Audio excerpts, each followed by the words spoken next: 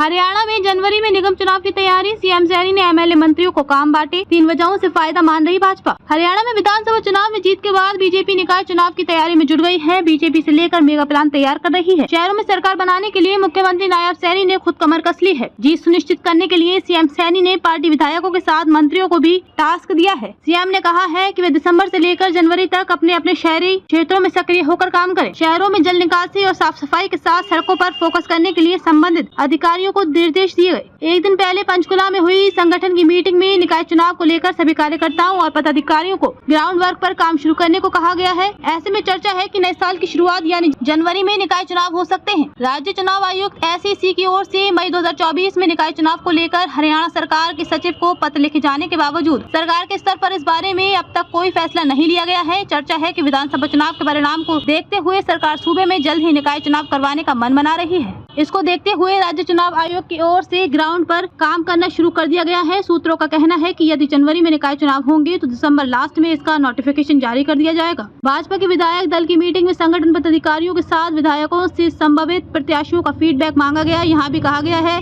कि यदि कोई कार्यकर्ता ग्राउंड पर अच्छा काम कर रहा है तो वे अपने स्तर पर उसका नाम प्रस्तावित कर सकते हैं। हालांकि पार्टी सूत्रों का कहना है कि बीजेपी इस बार निकाय चुनाव में विधानसभा चुनाव की तरह नए चेहरों पर दांव खेलने की तैयारी कर रही है। इसके साथ ही विधानसभा चुनाव में कांग्रेस की मदद करने वाले पार्षदों की लिस्ट तैयार की जा रही है। चुनाव में इन पार्षदों की पार्टी टिकट काटने की प्लानिंग पर काम कर रही है।